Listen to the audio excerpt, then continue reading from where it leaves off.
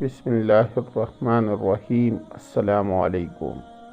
ام المؤمنین حضرت خدیجۃ الکبریٰ رضی اللہ تعالیٰ عنہا کے بعد نبی کریم صلی اللہ علیہ وآلہ وسلم نے حضرت سودا بنت زمعہ رضی اللہ تعالیٰ عنہا سے نکاح فرمایا، جو مومنہ مہاجرہ اور بیوہ تھی۔ ان کے بعد نبی کریم صلی اللہ علیہ وآلہ وسلم نے حضرت عائشہ صدیقہ رضی اللہ تعالیٰ عنہا سے نکاح فرمایا۔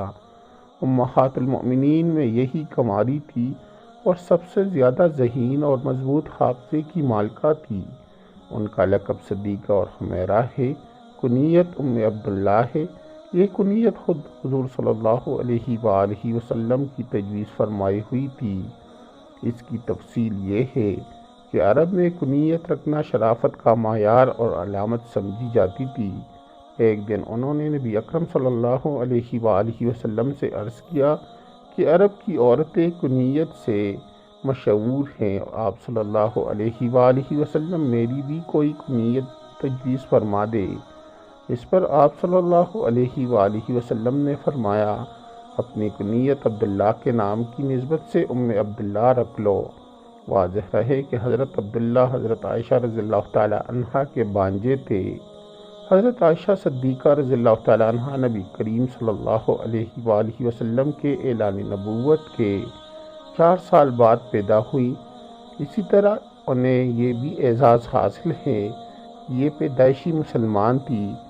یہ ایک ایسا اعزاز ہے کہ جو حضرت عائشہ صدیقہ رضی اللہ تعالیٰ عنہا کو اسلام کی ان برگزیدہ شخصیات کی فہرست میں داخل کر دیتا ہے جن کے کانوں نے کبھی کفر و شرک کی آواز تک نہیں سنی۔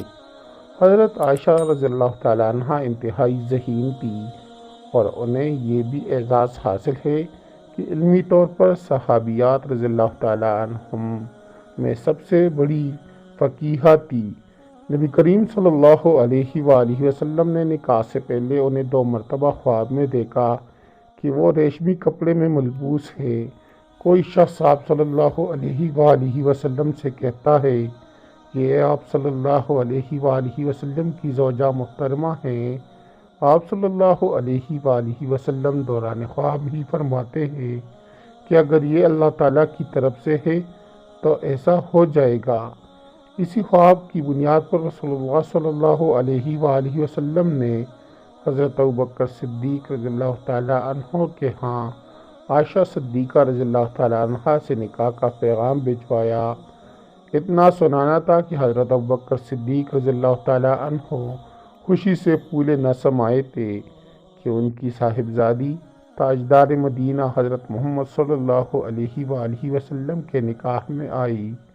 چنانچہ فوراً راضی ہو گئے اور شوال کے مہینے میں 400 درہم کے حق مہر پر آپ کا نکاح ہوا۔ خطبہ نکاح خود حضرت ابوبکر صدیق رضی اللہ تعالیٰ عنہ نے پڑھایا۔ اسی وقت حضرت عائشہ رضی اللہ تعالیٰ عنہا کم سن تھی۔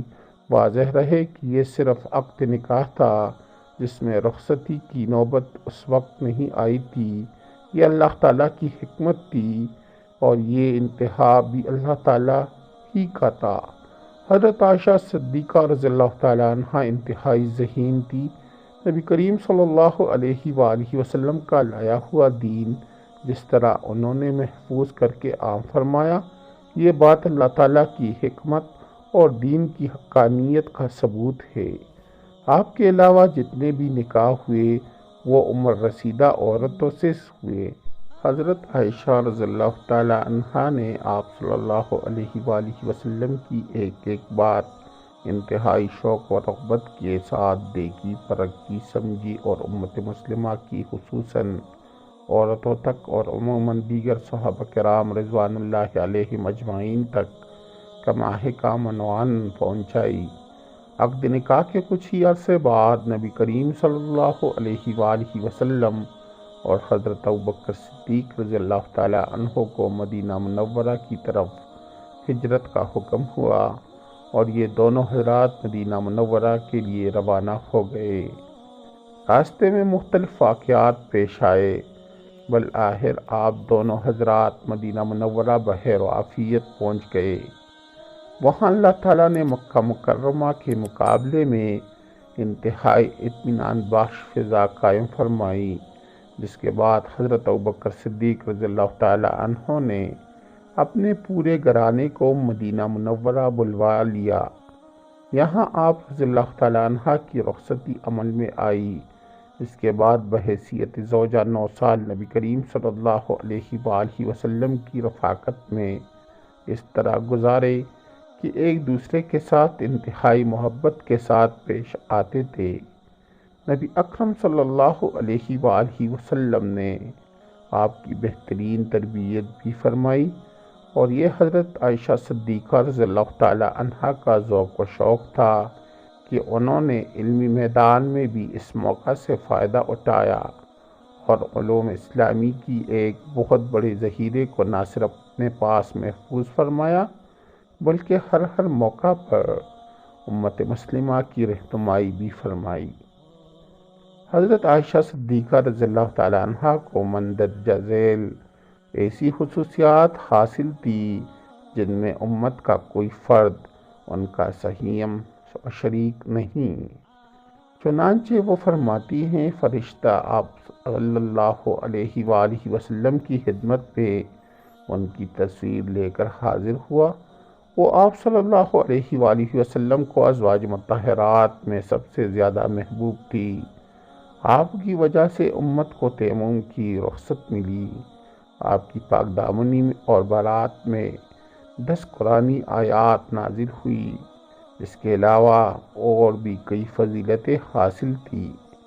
حضرت عائشہ صدیقہ رضی اللہ تعالیٰ عنہ فرماتی ہیں کہ لوگ رسول اللہ صلی اللہ علیہ وآلہ وسلم کی خدمت میں ہدیہ پیش کرنے کے لیے اس دن کا انتظار کرتے جس روز آپ صلی اللہ علیہ وآلہ وسلم کے میرے ہاں باری ہوتی، اور اس سے ان کا منشا رسول اللہ صلی اللہ علیہ وآلہ وسلم کی خوشنودی حاصل کرنا تھا۔ حضرت عروہ بن زبیر رضی اللہ تعالیٰ عنہ کا قول ہے کہ میں نے قرآن و حدیث، فقہ و تاریخ اور علم النسب میں ام المؤمنین حضرت عائشہ رضی اللہ تعالیٰ عنہا سے بڑھ کر کسی کو نہیں دیکھا۔ احنف بن قیس اور موسیٰ بن طلحہ کا قول ہے کہ حضرت عائشہ صدیقہ رضی اللہ تعالیٰ عنہا سے بڑھ کر میں نے کسی کو فصیح اللسان نہیں پایا۔ رسول اللہ صلی اللہ علیہ وآلہ وسلم کا معمول تھا کہ آپ صلی اللہ علیہ وآلہ وسلم جہاں عام حالات میں اپنے ساتھ حضرت عائشہ صدیقہ رضی اللہ تعالیٰ عنہا کو رکھا کرتے تھے، وہاں کئی مواقع پر سفر میں بھی آپ کو اپنے ساتھ لے گئے، جن میں ازواج کے سفر بھی شامل ہیں۔ رسول اللہ صلی اللہ علیہ وآلہ وسلم کے اس دنیا سے پردہ فرمانے کے وقت آپ کی طبیعت کئی روز علیل رہی۔ بیماری کی شدت اختیار کی آپ صلی اللہ علیہ وآلہ وسلم نے اپنے تمام ازواج مطہرات سے اجازت چاہی کہ آپ کی تیمارداری حضرت عائشہ صدیقہ رضی اللہ تعالیٰ عنہا کے ہاں کی جائے۔ تمام ازواج مطہرات نے بخوشی اس کی اجازت دے دی۔ آپ صلی اللہ علیہ وآلہ وسلم حضرت عائشہ صدیقہ رضی اللہ تعالیٰ عنہا کے ہاں تشریف لے گئے اور وصال تک انہی کے ہاں رہے۔ حضرت عائشہ صدیقہ رضی اللہ تعالیٰ عنہا سورۃ الاخلاص، سورۃ فلق اور سورۃ الناس پڑھ کر رسول اللہ صلی اللہ علیہ وآلہ وسلم کے ہاتھوں پر دم کرتی تھی۔ نبی اکرم صلی اللہ علیہ وآلہ وسلم کی حیات طیبہ کی آخری لمحات میں یہ حضرت عائشہ صدیقہ رضی اللہ تعالیٰ عنہا کے لیے بڑا اعزاز تھا۔ حضرت عائشہ رضی اللہ تعالیٰ عنہا کی ایک بہت انوکھی خصوصیت یہ ہے کہ آپ نے حضرت جبرائیل علیہ السلام کو دیکھا اور انہوں نے حضرت عائشہ رضی اللہ تعالیٰ عنہا کو سلام کیا۔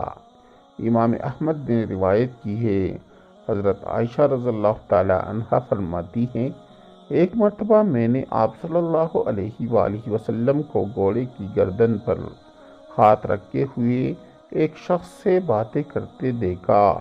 میں نے عرض کیا، یا رسول اللہ صلی اللہ علیہ وآلہ وسلم، میں نے آپ کو دحیہ کلبی رضی اللہ تعالیٰ عنہ کے گھوڑے کے گردن پر ہاتھ رکھے ہوئے ان سے باتیں کرتے ہوئے دیکھا ہے۔ آپ صلی اللہ علیہ وآلہ وسلم نے فرمایا، کیا تم نے انہیں دیکھا ہے؟ آپ رضی اللہ تعالی عنہ نے عرض کیا، جی ہاں۔ آپ صلی اللہ علیہ وآلہ وسلم نے فرمایا، وہ دحیہ قلبی نہیں بلکہ حضرت جبرائیل علیہ السلام تھے اور وہ تمہیں سلام کہتے تھے۔ یہ سن کر حضرت عائشہ رضی اللہ تعالی عنہ نے فرمایا، وعلیہ السلام رحمۃ اللہ وبرکاتہ، اللہ تعالیٰ انہیں اچھی جزا دے، میزبان بھی بہترین اور مہمان بھی بہترین۔